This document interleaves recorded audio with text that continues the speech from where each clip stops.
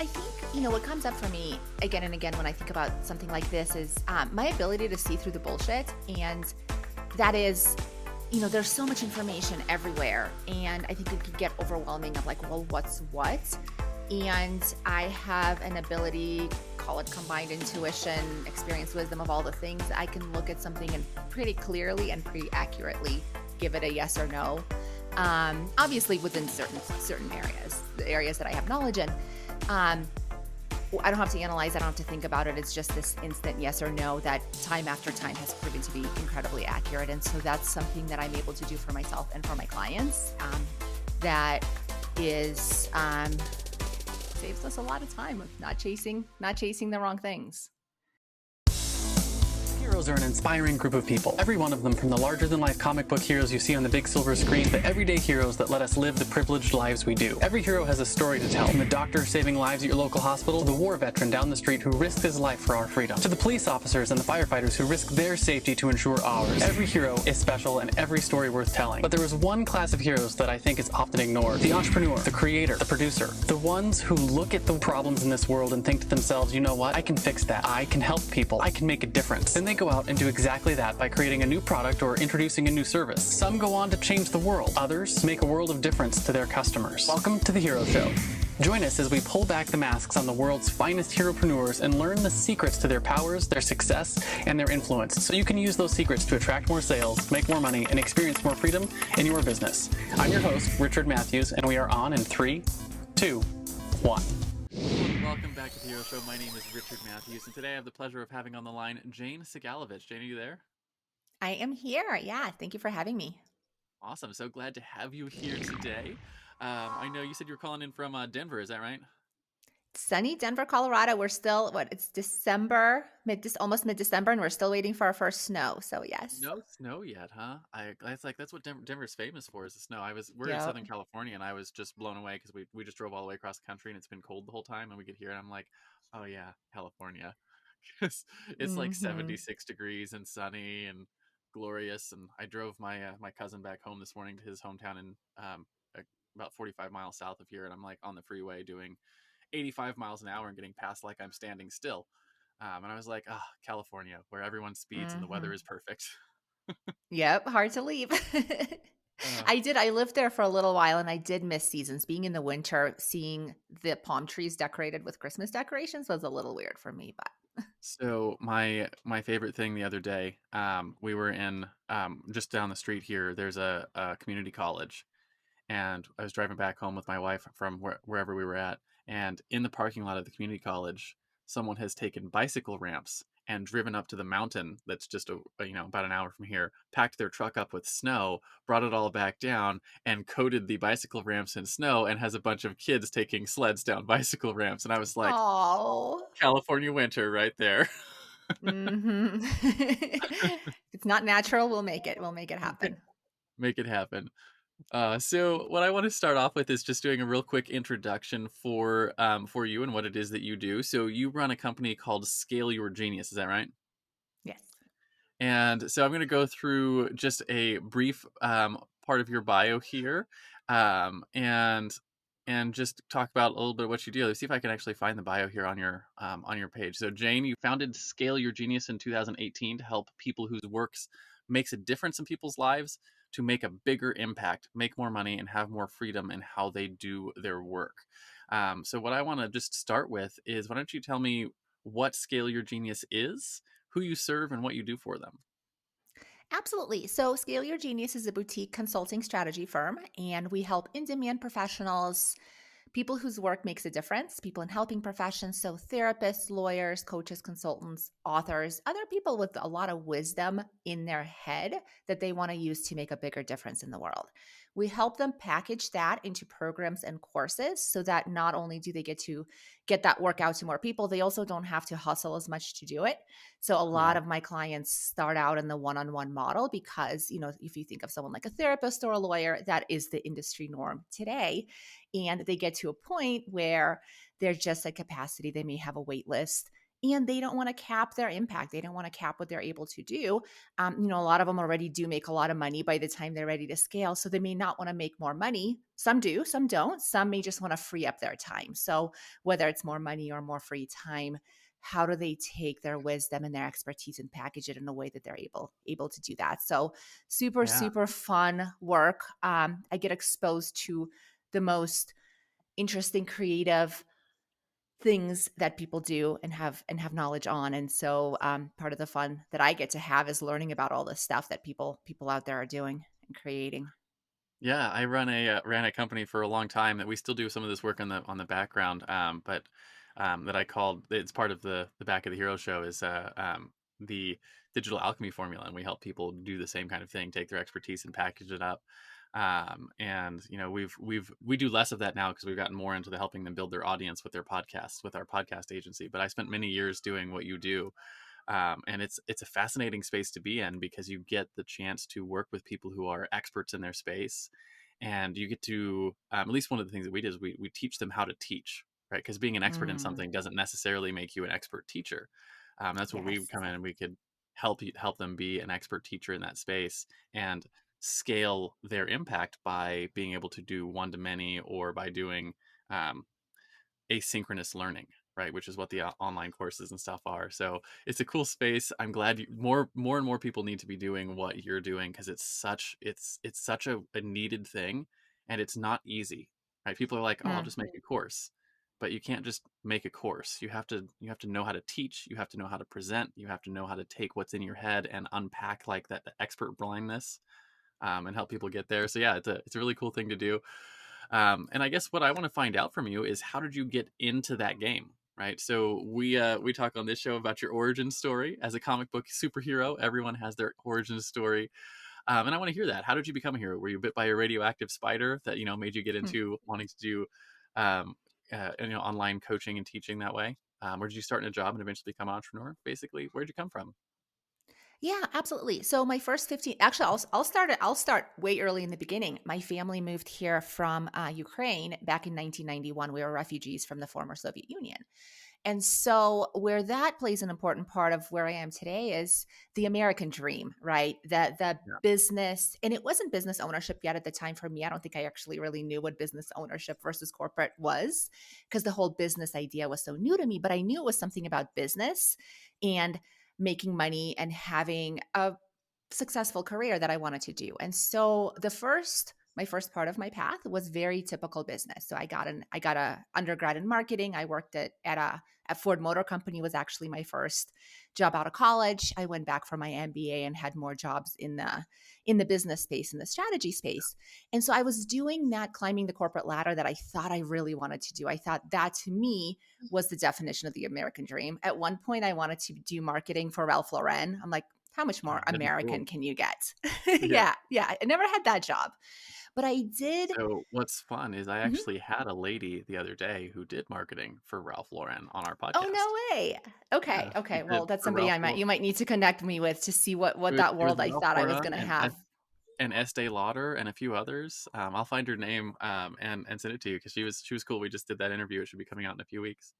Oh, fascinating. Yeah, I'd love to see what that world I thought was gonna be like actually is like, probably different in some Yeah, well, ways. she actually same Um same kind of thing. She started in corporate and moved into her own stuff. So Yeah, and I'll say, one thing I will say is the experience of being in corporate America is such a valuable one. I spent 15 years, and the things I learned absolutely allow me to bring things into the online business experience that don't naturally come with an online business experience. I like to say that we combine proven, time-tested business strategy with this funky online space that's constantly changing. So yeah, that's part of, kind of going back to that journey is I loved it until I hated it. I loved it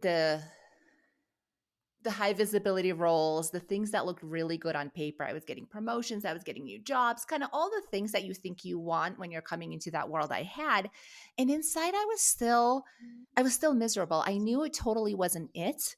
I have two of my core values that are very evident in my business now are efficiency and freedom. And if you think mhm, of bigger corporations, those two are definitely not anywhere of the things you see. And so even You're though I you're was stable making a now. difference. Exactly, exactly. So there was a lot of really great stuff in my career and I learned a ton.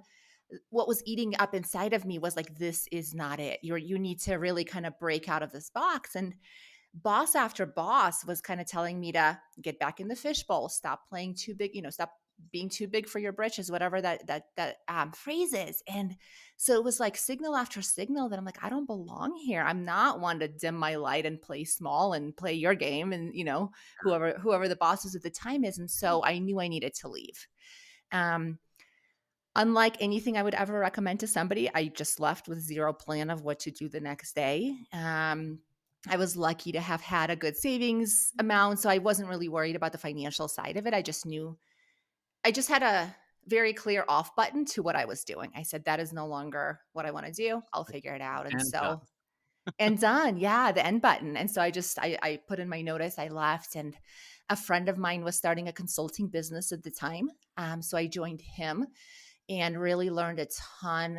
We had a consulting business for 3 or 4 years, and I learned so much about how to apply what I knew with the big corporate structures and apply them to small business owners, which is who we worked with in that business. And our last year together, we were looking at transitioning to the online space.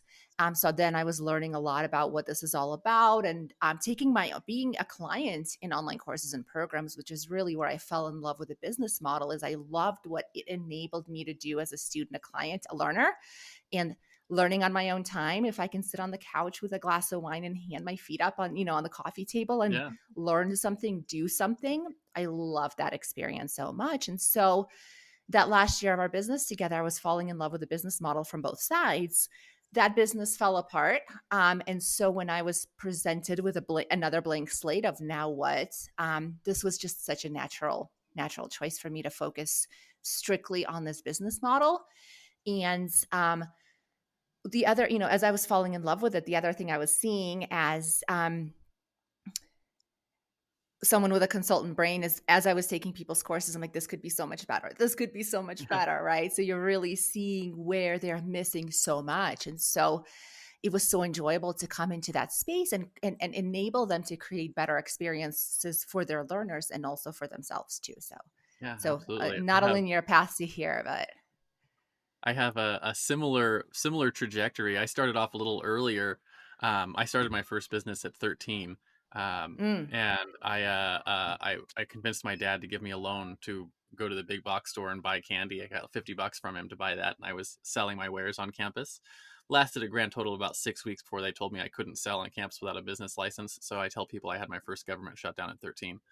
Um, That's awesome. but yeah, so I ran a couple of small things. I ran a photography company through college, and eventually started my consulting firm out of college, doing marketing for small businesses, and then realized that I was terrible at business.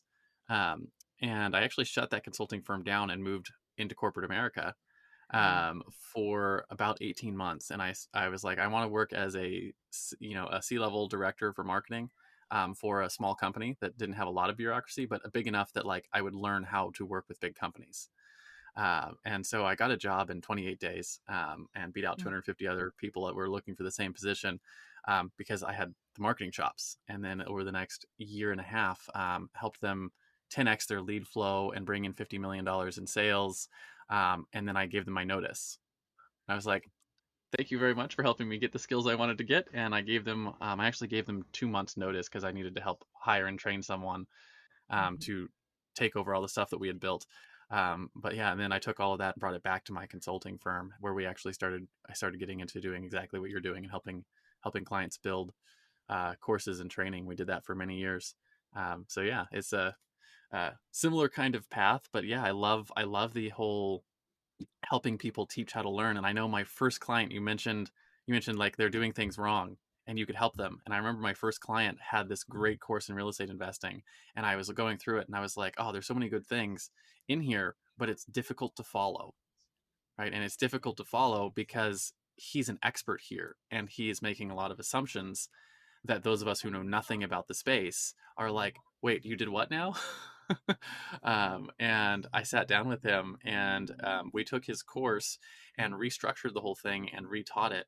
And his course went from having about a 20% success rating to having an 86% success rating, and he went from Mm. selling about $1,200 a month of it to $250,000 a year of that program, um, just by learning how to do what we do, which is teach people how to teach and give really good Yeah. experiences. Yeah, and what's so interesting, and I see this with every client pretty much, is when we're coming from a place of expertise, we think the other person wants to become us, even maybe subconsciously, maybe not consciously, and so we're teaching to our knowledge instead of Yeah, teaching them to what is the outcome that they want to have and what is the knowledge that they need to have to be able to get to that outcome. And it's exactly. a very, very teeny tiny percentage of what we know or think they Yeah. need to know. Yeah. Yeah, so you got like, here's all the things I know about XYZ topic, and I'm just going to brain dump them on you instead of like, hey, what's the specific outcome that you want to get, and what slice of all the information in my head do you need in order to get that outcome? Um, Yeah, and what's the yeah, shortest path to results, right? I think there's one other fallacy in the online course, online space, um, online space, is that the longer the course, the more stuff there's in it, the more they can charge and the more valuable it is. And one of the shifts that once my clients are actually, I mean, I say this a lot in my public content too, is the big shift is the quicker the better, not the more is yeah, better. So if your client yeah, has a goal of calling it, losing 10 pounds, enabling them to lose 10 pounds in 1 month is much better than helping them lose those 10 pounds in a year. And people go into the space with the opposite mentality of like, let me give them more modules, let me give them more stuff, when instead the best thing you can do, the most valuable thing you can do, is create that shortest, cleanest path. yeah, the shortest path to the most significant result. Yeah, And yeah, the that's critical path. actually the biggest change we made with that first client. Was let me teach you how to do real estate investing to learn how to close your first deal in 60 days, which dramatically Mm-hmm. restricted the content to all these things you can know about real estate investing to here's what you need to do to close your first deal in the next 60 days, which Yep. immediately starts getting people results, and you start getting, testimonials and case studies, and other people are like, I did what you said and I got my first deal closed, which gets that whole wheel going of people that are like, it snowballs into larger and more impact, which is your goal. Yep. Yeah. Yeah, narrow topic is the other such super, super, super important part of that a lot of people don't necessarily get right. Because again, they're like, well, I'm an expert in all these things. Let me teach all these things. No, teach one tiny little piece, like you said, but that is so, so important to the person on the other side. Yeah, absolutely. So I want to find out then, in this whole realm, what your superpower is as a hero who teaches this stuff, right? And talk on this show. Every iconic hero has a superpower, whether that's a fancy flying suit made by their genius intellect, or the ability to call down thunder from the sky, or super strength. In the real world, heroes have what I call a zone of genius, which is either a skill or a Mm, set of skills that you were born with or you developed over time, that really energize all of your other skills, right? It's what sets you apart and allows you to help your clients come out on top in their journeys. And the way I like to frame it for people is, if you look at all the skills that you've developed, there's probably one or two that are like common threads that tie everything together. And that common thread is where you find your superpower. So, thinking through it through that lens, what do you think your superpower is in this space? yeah, I think, what comes up for me again and again when I think about something like this is my ability to see through the bullshit. And that is, there's so much information everywhere. And I think it can get overwhelming of like, well, what's what? And Hmm. I have an ability, call it combined intuition, experience, wisdom, of all the things. I can look at something and pretty clearly and pretty accurately give it a yes or no. Obviously within certain areas, the areas that I have Yeah. knowledge in. Um, I don't have to analyze, I don't have to think about it. It's just this instant yes or no that time after time has proven to be incredibly accurate. And so that's something that I'm able to do for myself and for my clients. That is saves us a lot of time of not chasing the wrong things.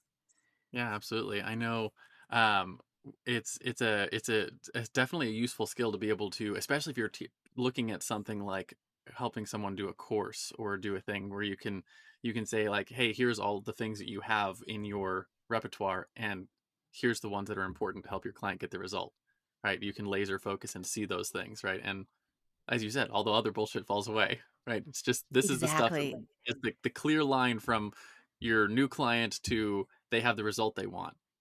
Yeah, and for we can something laser they're very in on the topic. You gave a really brilliant example of what a concise topic can do.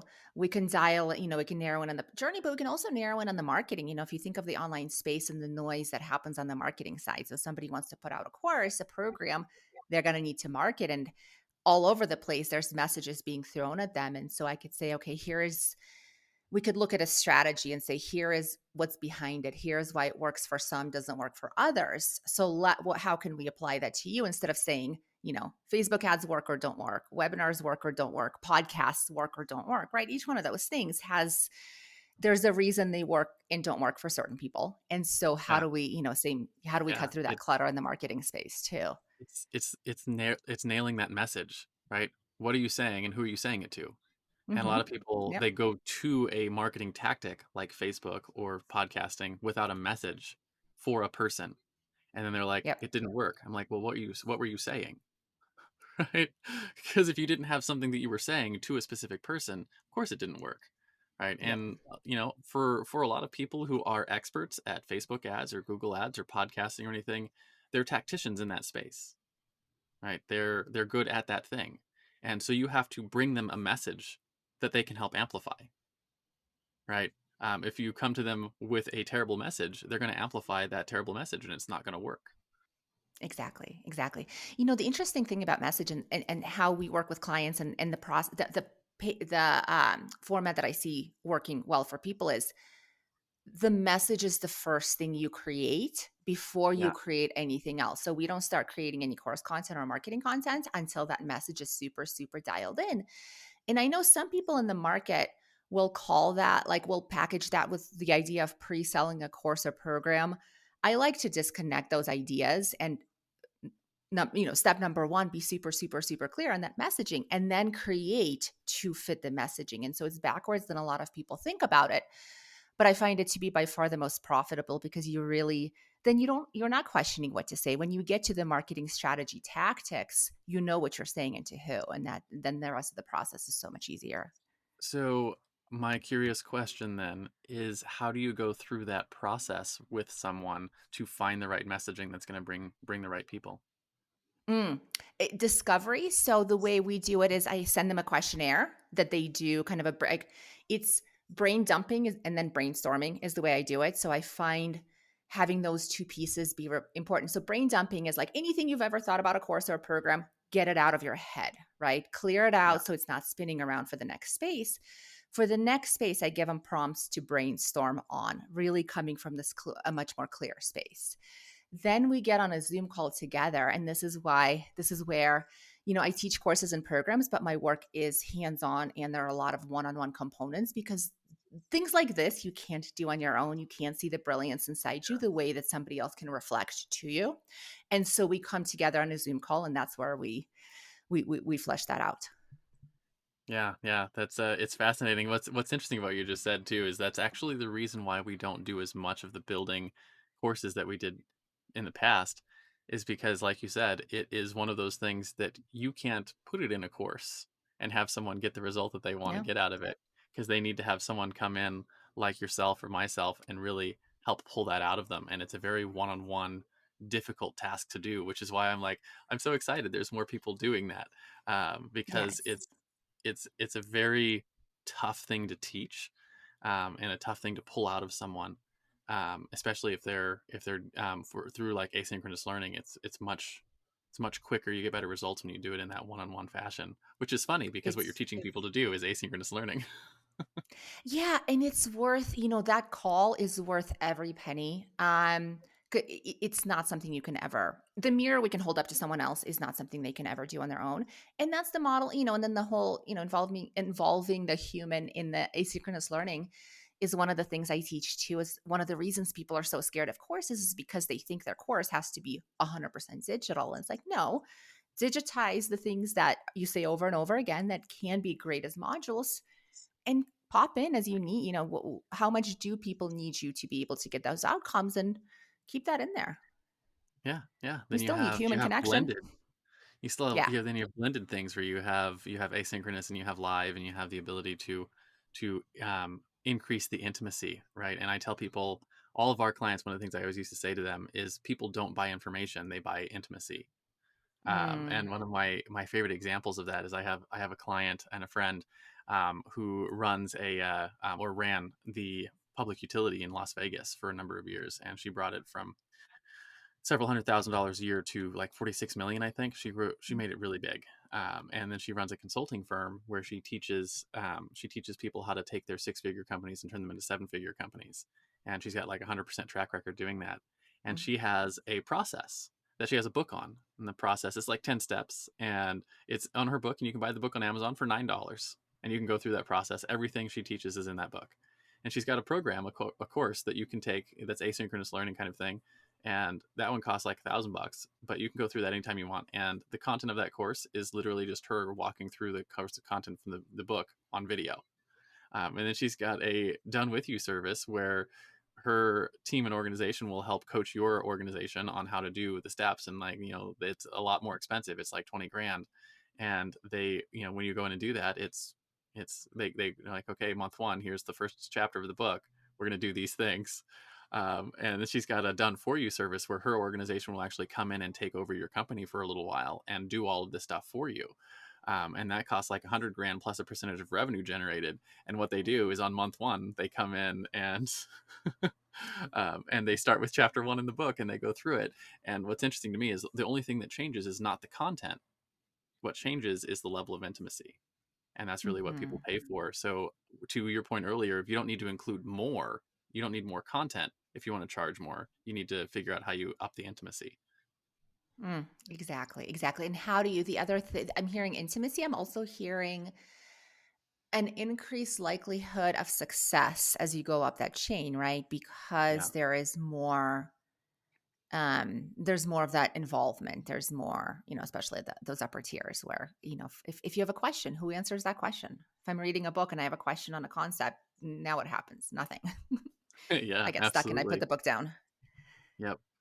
That is true, and right, it's that you have the more access, right? That's why I call it intimacies. You have more access to the Mm-hmm. expert, and yeah, Yeah. it's what helps people really get the results, and how you can charge more for your programs and do things like that is you help find ways to include, like you were saying, the ability to, you don't have to have everything be asynchronous, so you can blend Yeah. those and do all sorts of cool things. Awesome. Mm-hmm. So And that's really the key. Yeah. yeah. So I want to talk about the flip side then of your superpower. So if your superpower is your ability to see that clear line, right, to cut through all the bullshit, the flip side of that is your fatal flaw, right? And just like Mm-hmm. every Superman has his kryptonite, or Wonder Woman can't remove her bracelets of victory without going mad, you probably have a flaw that's held you back in your business, something you've struggled with.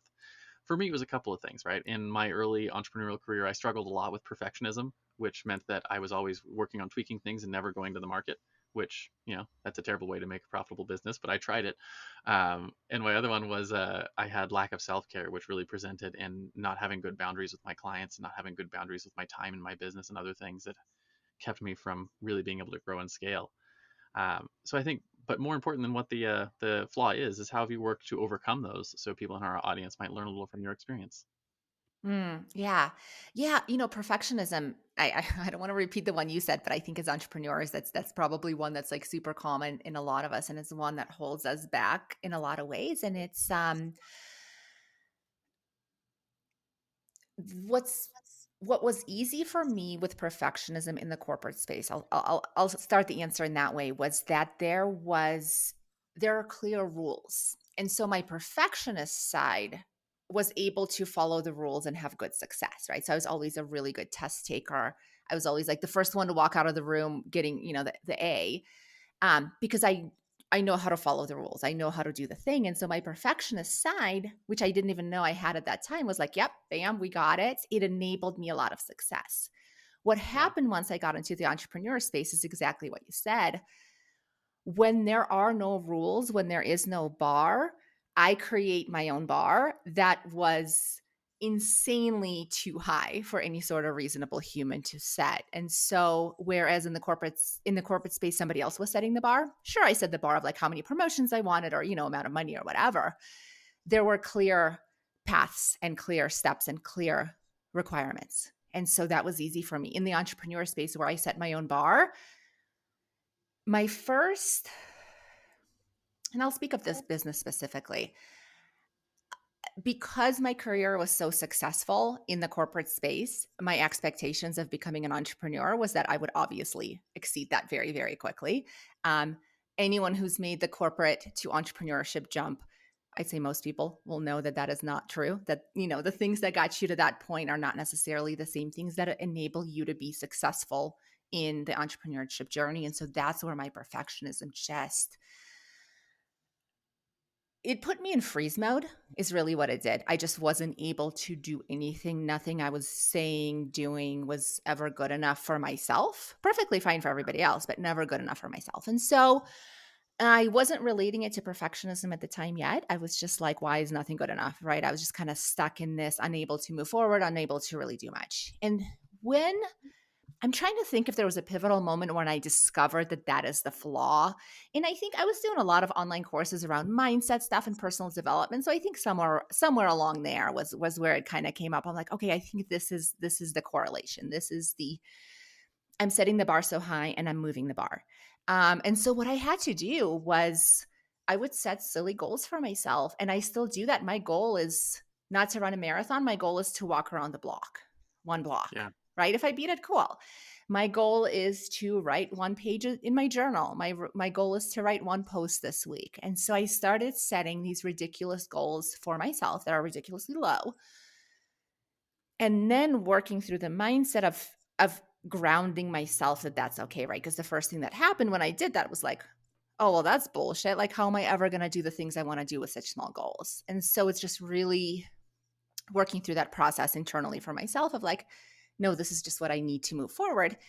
And I still love those little goals. Like it's funny how much I love like checking things off the list that are small Yeah. and amazing, and like um and then allowing myself to feel comfortable with that pace of progress unlocked my ability to go for much bigger goals in this much safer, easier way. Yeah, it's interesting. I remember you were talking about pivotal moments, and I remember very clearly the pivotal moment for me about learning where my perfectionism was holding me back. And I was in a mastermind group with other entrepreneurs who were more successful than myself, and one of them has become a good friend over the last many years. And she was like, so here's the problem with perfectionism. And she said, perfectionism is the lowest standard you can hold yourself to because you can't hit it. Mm, And I was like that unlocked a lot of things in my head. I was like, oh, you're right. Because if you can't hit it, then why are you striving for it? And so you have to change the goal, and which forces you to ask better questions about, okay, so what is a good goal? And what is a shippable product, right? What is, good enough for the market to get them the result that they want? And so that changed a lot for me. And then the other thing that really changed a lot for me is something I've started doing more recently, or at least I've given it a name more recently. I call it completion stacking. Same kind of thing you were talking about, is having mm, small goals. And I just stopped thinking about them about goals, because I needed a different mental wrapper to put things in, because goals sort of have this, they have their own baggage. And so I call it completion stacking. And what that means to me, and what I've been teaching other people, is that you have a certain set of time that you're working on things today, right? Maybe it's the next 20 minutes, or it's the next hour, or the next 8 hours, whatever the time frame you have is. You're like, hey, I've got 4 hours to work on this project. What is something that I can take from start to finish? Right. mm, And I don't care about all the things that you get told in goals all the time, right? You want to focus on the things that are urgent or important and not urgent, and you want to focus on, something that can move your business forward at least 1%, right? All those all the stuff that you sort of hear with completing goals. I'm like, I don't care about any of that. All I want to know is, what can I do in this amount of time that I can take from start to finish, right? And have it be done. And then I can take mm, that done thing and I can plug it in to my business and have it ready to go. And whether that is a headline for a blog post, or if I got more time and we're writing a whole thing, or we're getting a video edited, or whatever the thing is, get it all the way done. And then you just put it into practice, which forces you to do things like build in inefficiencies, which as a perfectionist you hate, right? Because you're like, I have to finish this whole email sequence right now. And so you finish it all and you're like, but I know next week I'm going to add on to it, which means I'm going to have to come back and change the transition to fit into that next set. I'm like, doesn't matter. The inefficiencies are part of it because I need to get it completed and then put in. And that's really helped me get over that whole desire to be a perfectionist, because part of my, I don't know what you call it, part of that desire to be perfection is the perfection for me is completing something. Does that make Hmm. sense? Yeah, yeah, absolutely. Like that's where your brain gets that dopamine hit of perfection is when the thing is done. Yeah, I've completed a thing. And so instead Yeah. of having this goal of this sort of ethereal, like it's not perfect yet, so I can't do anything, to like I just need to finish something, whatever it is, Yeah. and let it finish and move I on. want to touch on something you mentioned that I think is so important and something that I had to go through and I think a lot of people do too is like when you mentioned, you had to throw away the things around goals. So, it can be important versus urgent. Other rules around that are, your morning routine has to look like XYZ. Yeah, There's so many rules getting thrown at us at how we should be performing that I think, especially as perfectionists, it's like, okay, I can't start work until my bed is made and I have done my half an hour workout and all this other stuff. I think we can just really sabotage ourselves trying to follow rules from other people. And so one of the journeys for myself was a little bit like self-testing, like, do I care about this thing? Yes or no? Does my day go better if I make my bed? Yes or no? And for me, no, it does not. So I don't care what all the books say. I'm not making my bed and I'm okay.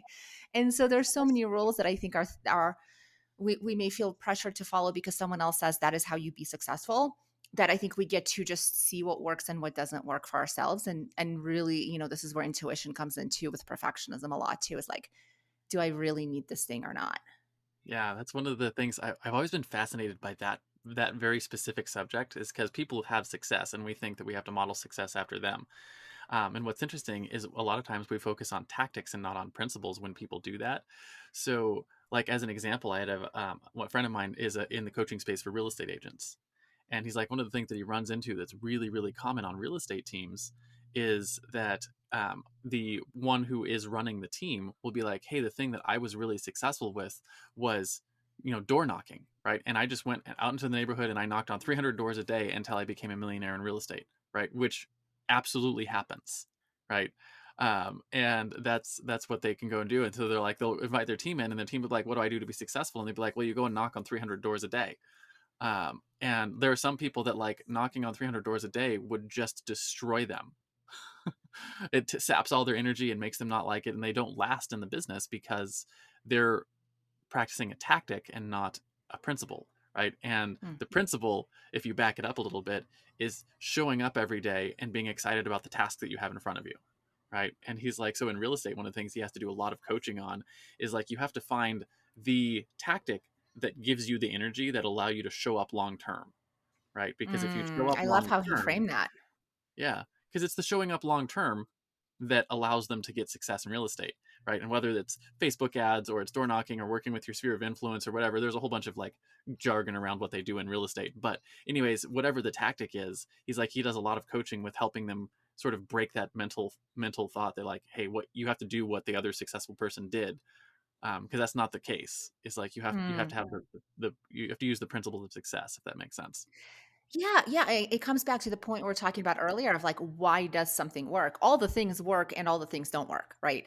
Yeah, Why does it work? And what are the things that will make it work for you? Are the questions. Yeah, if you told me to knock on 300 doors, I would leave. But can I be creative and find clients some other way? Yeah, probably. And so, yeah, if we see this so much in the online space, right? This worked for me. Let me teach you how to do that. And that's fine if people want to do that tactic, but it creates this idea in other people's minds who saw the marketing from this person that this is the way you get to your goal. And they think they have to, and then they'll be like one of the examples would be, pitching people through like direct messages on Facebook or whatever, yeah, whatever platform. And it works for people. There's nothing inherently wrong with it when done fine, but you see these people thinking that they have to do that to be successful, and they hate it and it's not the right strategy for them and they get stuck in it. And so it's the same. It's the 300 doors for them where they could have so much more success doing something else. But this person taught them their quote unquote key to success that worked for them, but is not working for the other people. And so, yeah, it's like, why does something work is such an important question. It reminds me of one of my favorite quotes, which I'm not going to remember who said this, but it was like we need more people. The world needs more people who've come alive. So go out and find what makes you come alive and go do that. Mm, And you realize that a lot of what the reason the tactics work for people is because they bring their passion and their energy to it, right? And when they yeah. do it and they do those things, their person, their authenticity, their spirit comes through in that, and that's why that tactic works for them. And if it works the same way for you, that's great. But if it doesn't, there's other ways to accomplish the goals, and you find the ones that make you come alive. And when you find those things, right? For me, it's building systems, like the back end systems that power things. Just like they make me happy in ways I can't quite describe. And so we've built tremendous systems on the back end of our agency, that allow us to scale and allow us to do things at significantly lower prices and but higher quality than other agencies, because we've built really fascinating systems to power them, because that's what makes me come alive.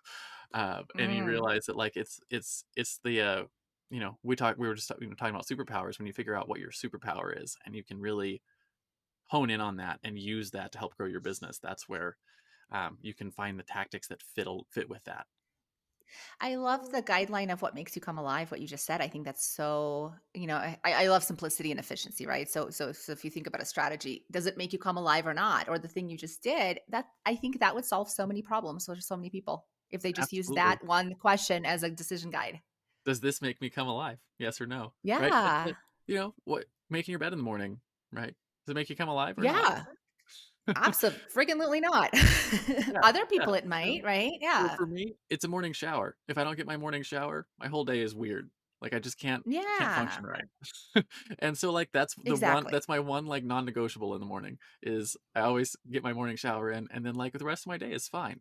But it's not making my bed. I thought it was making my bed for a long time. I still like to make my bed. I like it better when it's made, but it's not the thing. Right? It's Yeah. not the thing that makes me Yeah. come Yeah. alive. And so you can go out and yeah, and you're not going out there teaching your morning shower is the key to success, right? It may be. Yeah. But yeah, It the could be. better and possibly less marketable headline is what brings you alive is your key to success. Yeah. Yeah, absolutely.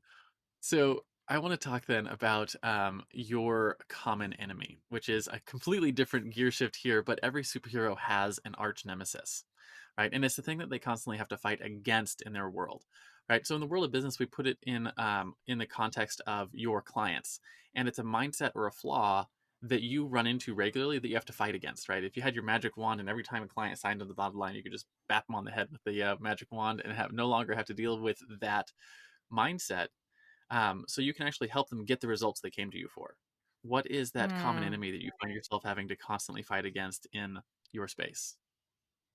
What comes to mind and super relevant to what we were just talking about is the idea of rules and that there's one way to do something, right? So people have an idea, Yeah, if we're using courses and as an example, they think, I need a big email list.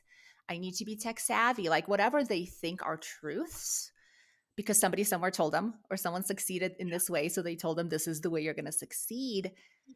eh, That's the enemy are things people think are true that are not true, which is pretty much everything, right? Nothing is a fact. Like nothing in this world is a really, really a fact. So the idea that they have to do something a very specific way, I would say, is the common enemy. I love helping people find ways to make it work for them. yeah. It's your shower in the morning, right? It's what is that thing that I'm going to steal your phrase brings more life? Did I get that right?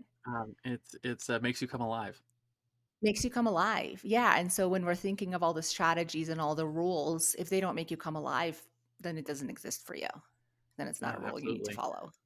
I know, like one of those rules that I hear all the time is, and you like all the time. Everyone tells you the money's in the list, right? And like having Mm. an email list and Yeah. all those things. And there is a lot of truth to that. If you have a list of Lists active are people great. who follow you, yeah, you can do things.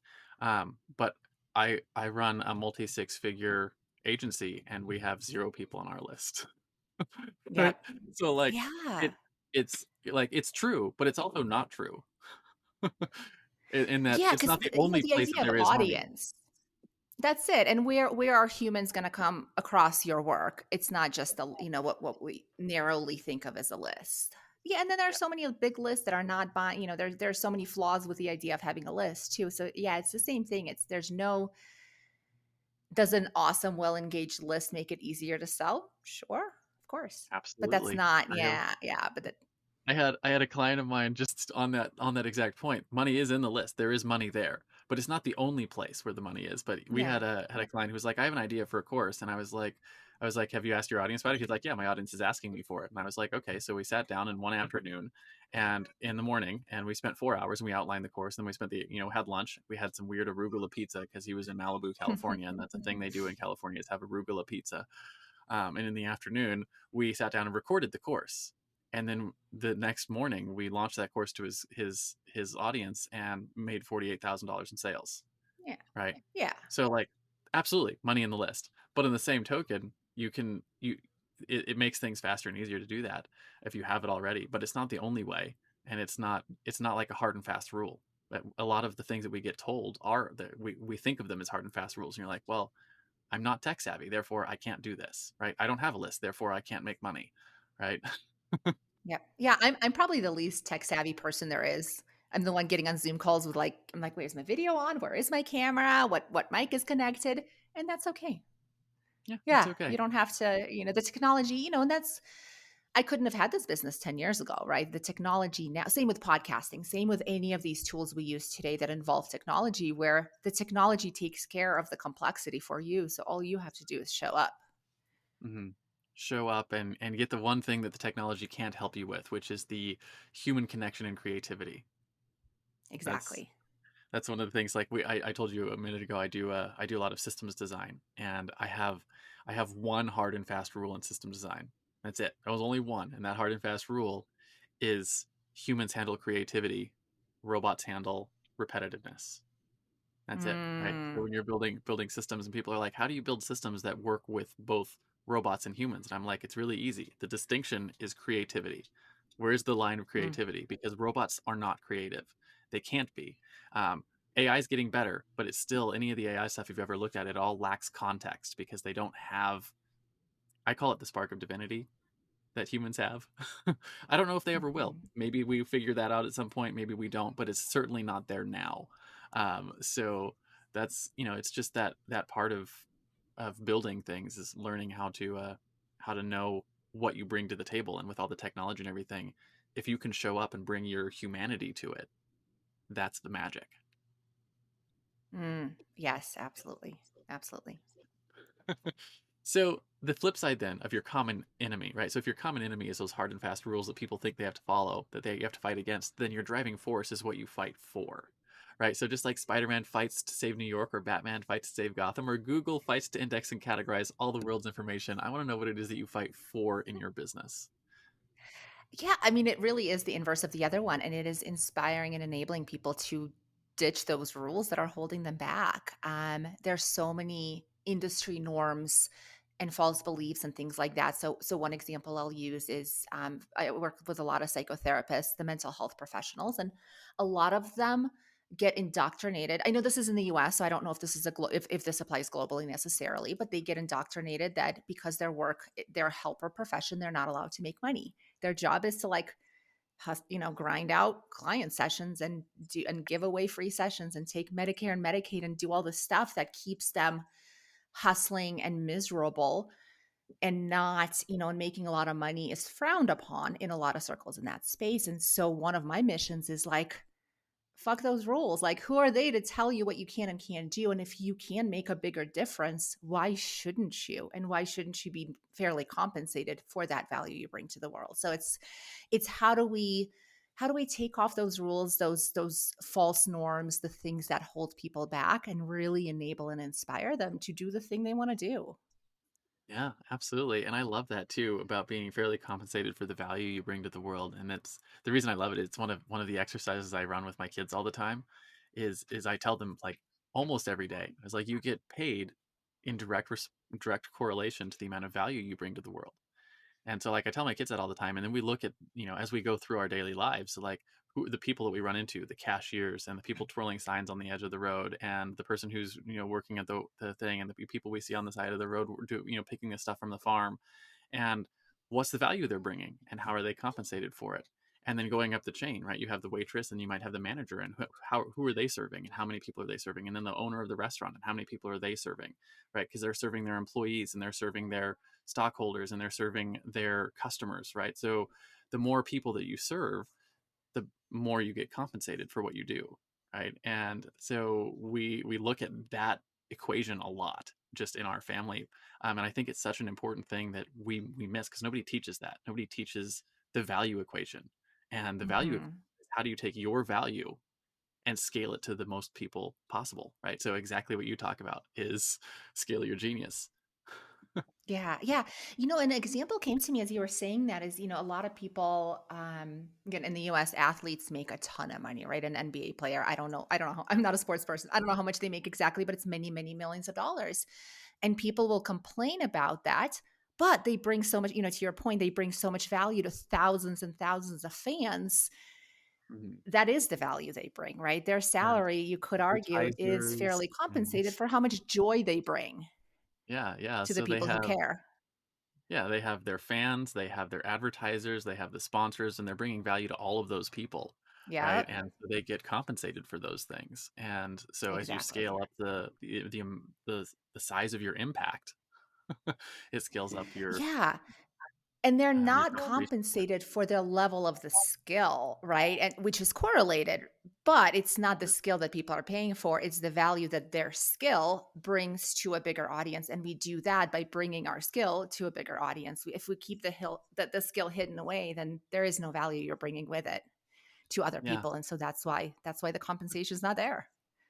yeah, and that's why like I said, I love what you do because what you're doing is you're helping people break out of the the caps of I can work with one person at a time. And again, there's nothing wrong with working with one person at a time, but it's not the only thing you have to do. And when you can add different versions of scale to your business, then you can impact more people and you can get compensated for that impact. And that's it. I'm not against one-on-one work. I have a therapist, I have a coach, I have one-on-one providers, and I help people in a one-on-one format too. It's like that could be, what percentage of your business life do you want that to be, and then how do you scale the rest of it? Yeah, absolutely. Yeah. I know in my business I had a cap. I was like I could work with 4 people at any given time because that's just how much time it took to do what we did. And I know it was like that was really limiting on how much impact we could make, just because we can only work with 4 people at any given time, and that's why we added the agency component we do is because we can work with 100 people, and or more, and that just it just we're just scaling up the size of our team to help those people, which is cool because then you're scaling right. I was talking to my wife the other day, for our taxes this last year. We paid more to our employees this last year, than I made in the first several years of my business, like I love entirely. it. And I was like, that's really cool because like I have Yeah. families, like them and their children and the people that they take care of. They're all getting taken care of from our business, right? So you're serving your employees, you're serving your clients, you're serving their clients.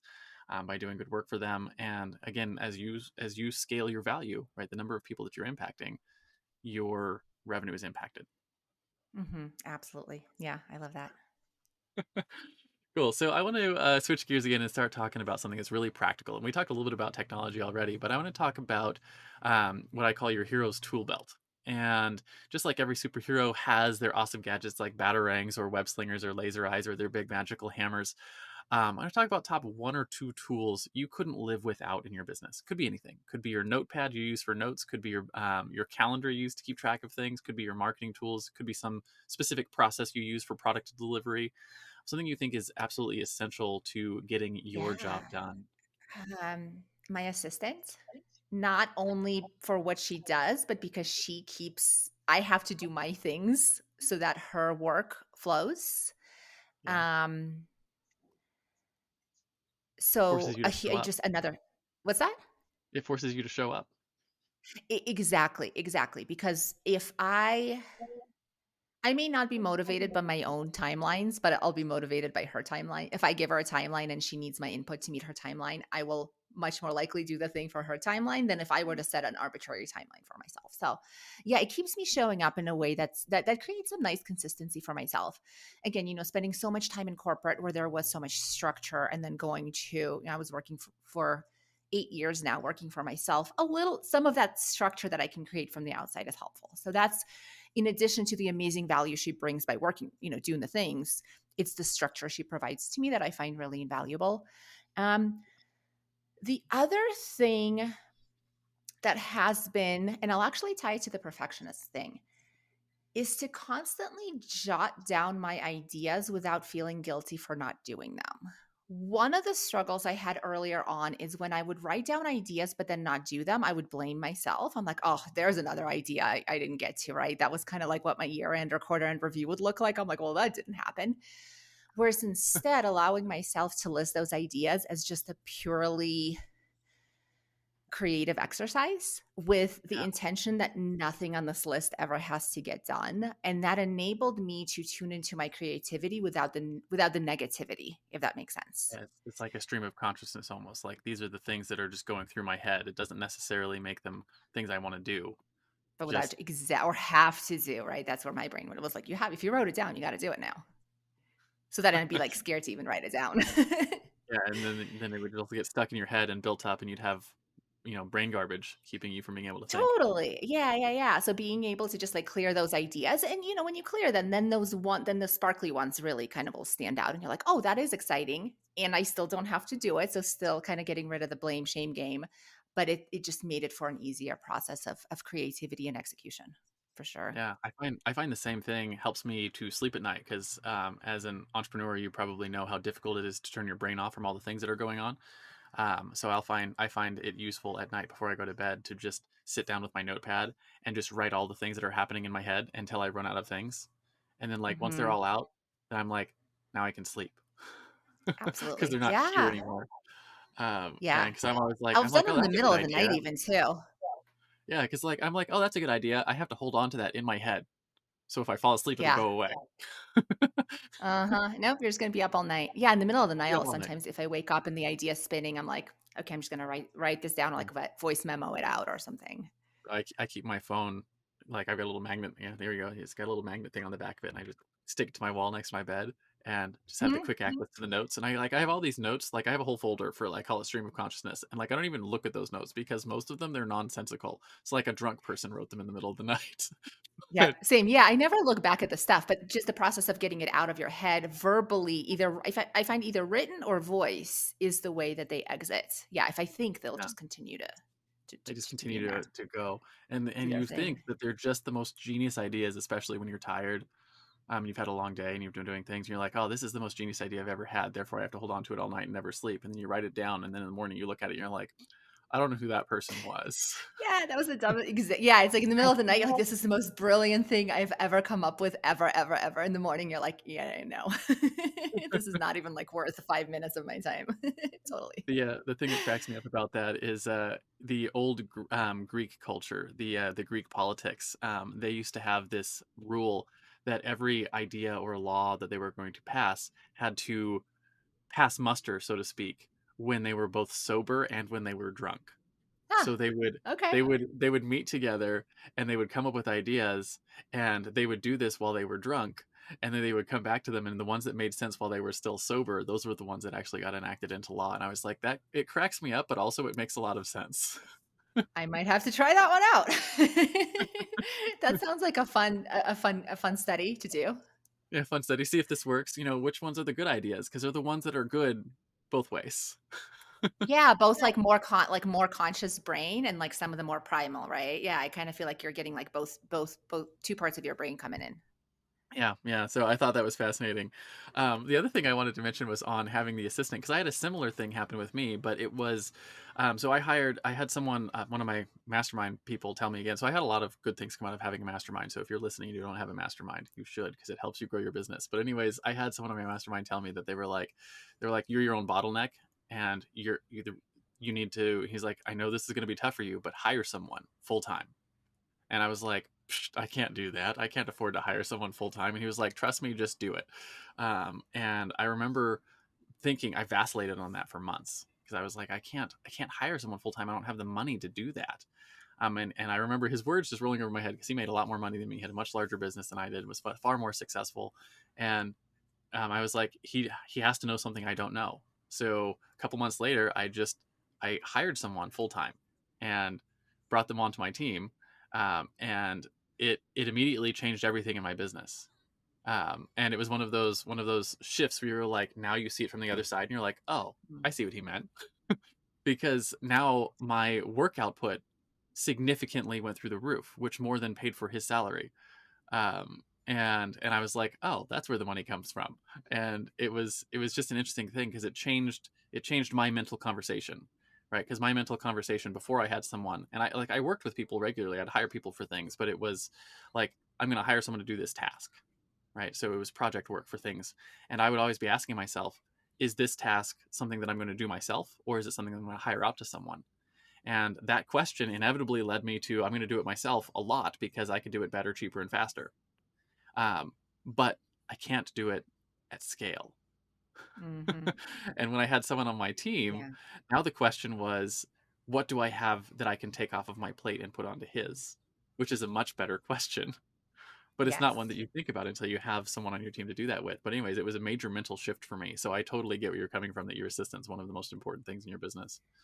It is, and anyone, anyone that comes into the online space or any space, if they don't have one, it's like you said, they will pay for themselves because it will free you up to be more strategic, to focus on the things that make you money, to focus on the things that grow and scale your business instead of like figuring out email automations, right? Things that are Yeah. like, okay, cool, I now know how to do email automations, but that's not what the value is.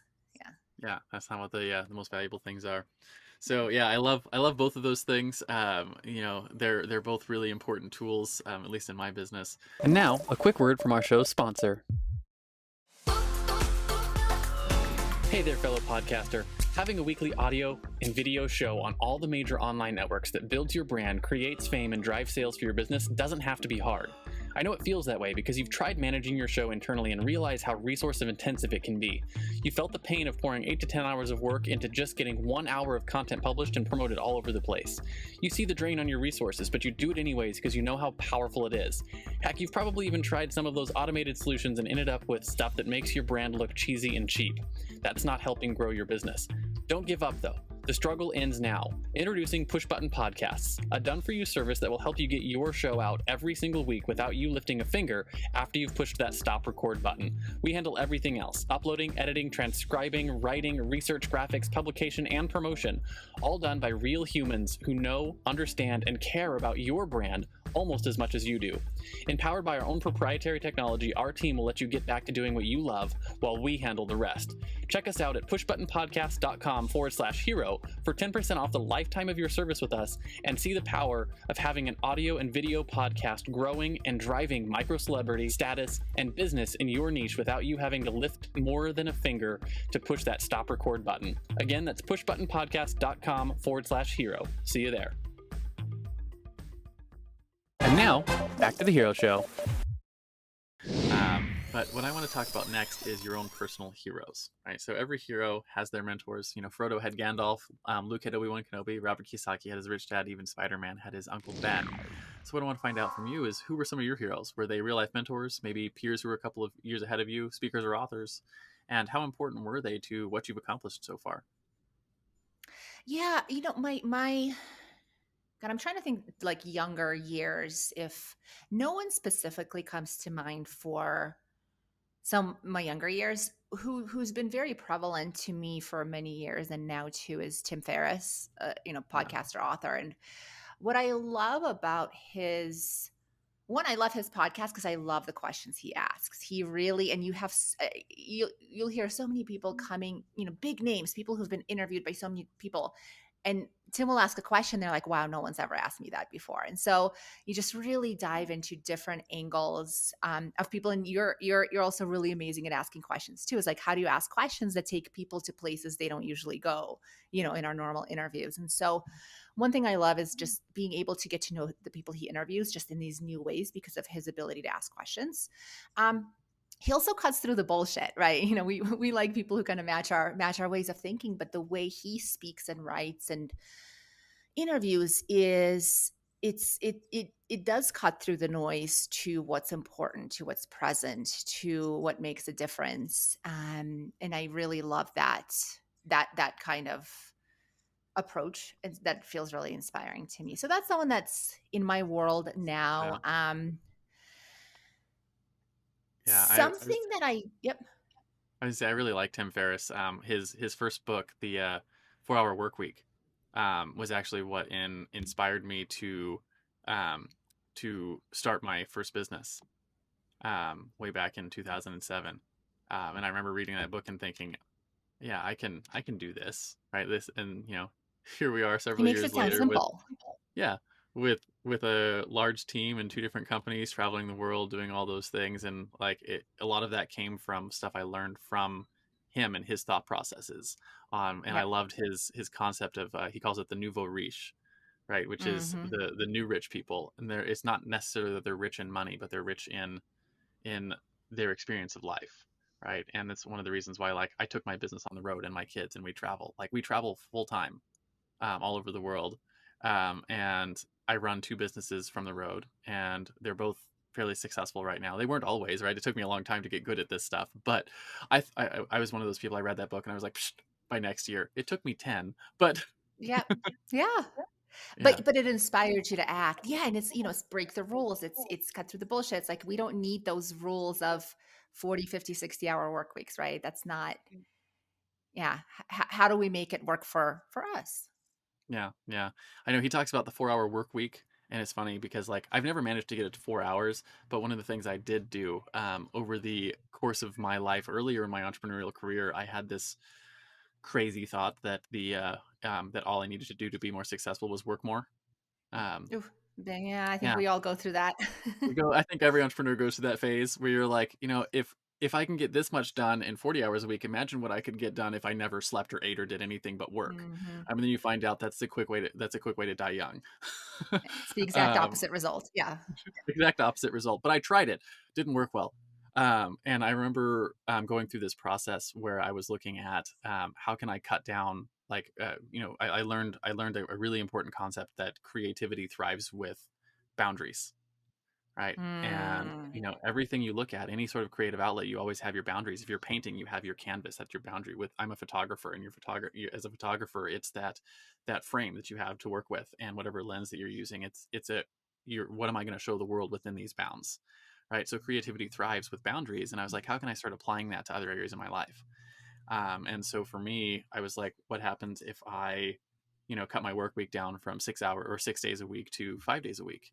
And what if I cut it from 5 to 4? And what if I cut it from 12 hours a day to 8, and from 8 to 6, and from 6 to 4, right? And I'm at this point now where, again, I run two companies, travel the world, and we do that on 4 hours a day, 4 days a week, right? Yep. Yeah. Because it changes how you think about things when you give yourself boundaries. Absolutely. And stuff and how there's a phrase and I'm not going to say it right, but it's like the stuff fills to fill the time, right? Whatever time you Yeah. give it, you'll fill the time. So if you give it less time, you could just use less time. Yeah, it's magic. It's like magic. You're like, "Oh, I can just get these things." And then the other principle that has gone along with that is realizing that, like, as entrepreneurs, we frequently look at our lives in terms of like, "Hey, in order to get to rest and recreation, I have to do my work. Like, I have to accomplish my goal, and then I'll rest and recreate."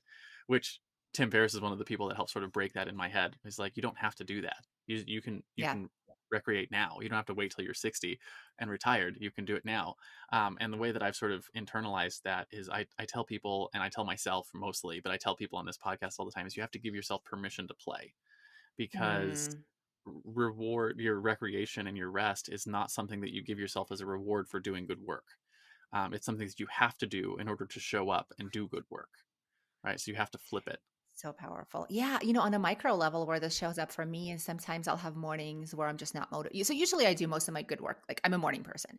But there's some mornings that I'm not motivated and what I used to do is like try to force myself to do the work. Now I'll go for a hike, I'll go for a walk, I'll go play. And then I come back and I work in the afternoon. And it took me a while to give myself the permission to do that. Because again, it was like, well, wait, the morning is when I'm supposed to work. How can I not Yeah. work during this prime time? How am I playing? And then I saw like, okay, I don't usually love working in the afternoons, but if I spend the morning playing, I actually don't mind working in the afternoons and I produce some really good work. And so it's the permissions. Yeah, it's like it's those permission slips Permission that to we get to play. give ourselves permission to Yeah. play at any time. Like, I don't care if it's Monday at 9 a.m., go play. I was like, I have this idea. I want to write a book called Permission to Play, but I'm like, I don't Mm, know what I would say in it other than give yourself permission to go play. play. So one of these days, like, Yeah, go play. it's going to Like be a that's really short book. really short book. The end. The end. Go play. And you probably Um, sell it for like $1,000 because I'm sure you can come up with a really great marketing around it. But yeah. but it's such an important concept, right? And as entrepreneurs, when we have that other mindset that I'll play and I'll rest and I'll recreate when I get my work done, your work's never done. So then you never do No. it. So then you can never do good work, right? It's this downward spiral that I have gotten myself into in the past and I've seen entrepreneurs in. And I'm like, if you would just shift that mental model of Yeah. give yourself permission to play first, that allows you to show up and knock it out of the park. Yeah. And and again, it's an idea that came from Tim Ferriss and his 4 hour work week. Right? It's like if you can run a big company on 4 hours a week, what is that? And for me, the thing that came out of that was that whole permission to play. Yeah. I love that. You should write Yeah, that book for sure. just permission to play, one page, go play.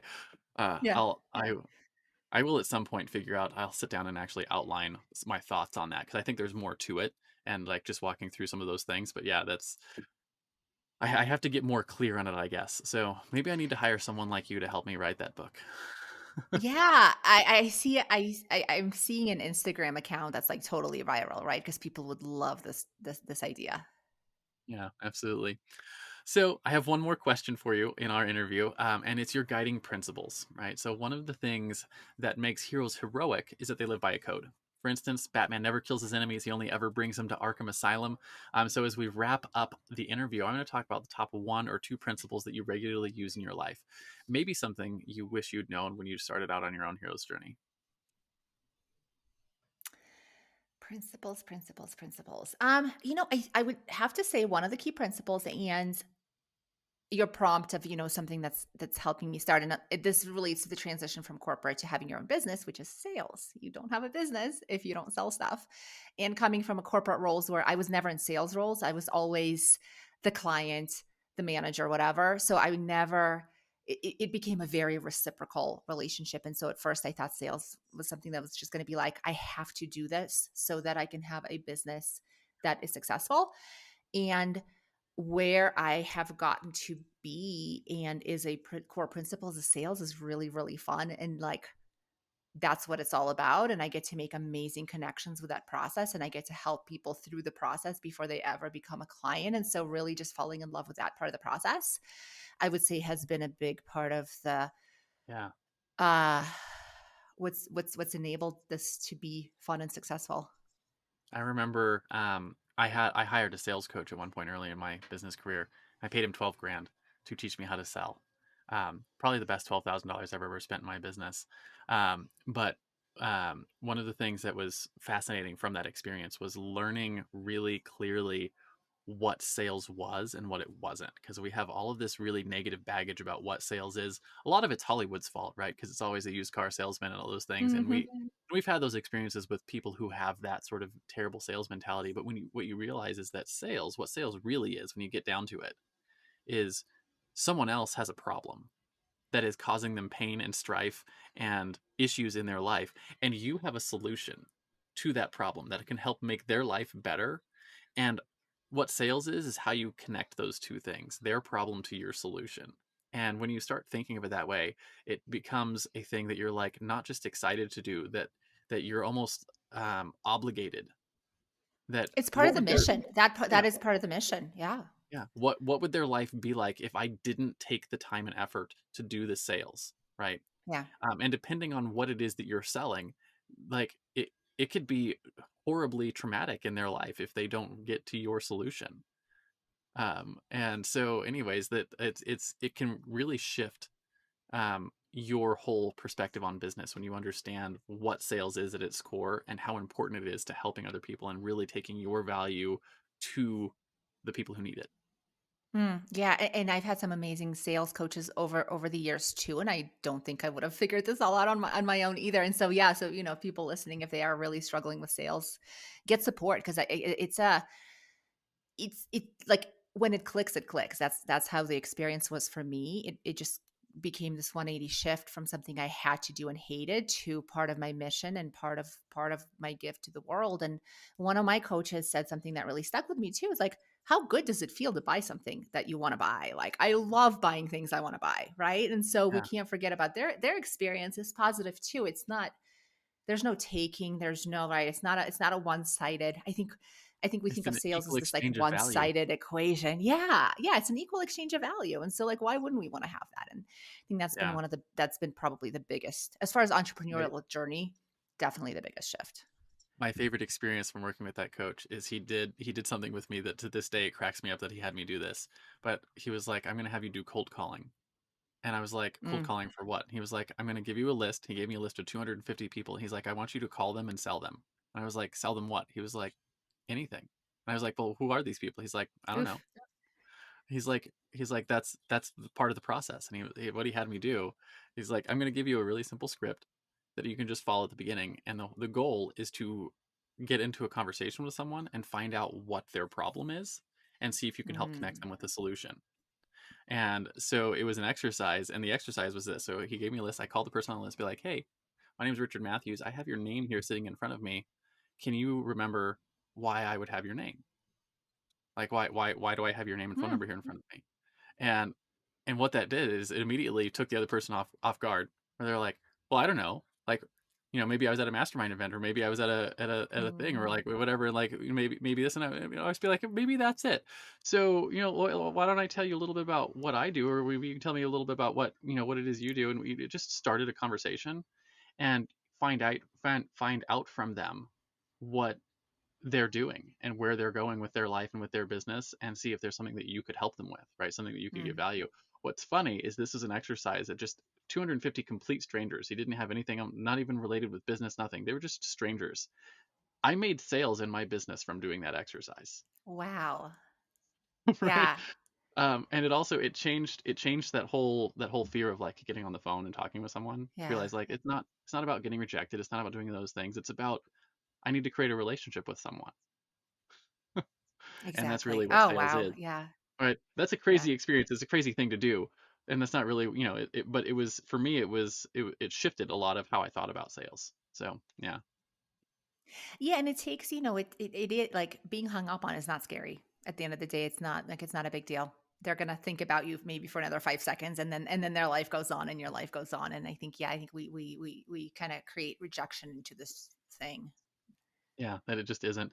And Yeah. nowadays, like, very, very few people are doing cold call sales, right? Like, what when you and I get on the phone with a client, it's because we've done marketing, other things, that they're coming to us and asking us like, "Hey, I've seen what you're doing and I'd like to learn more about it," right?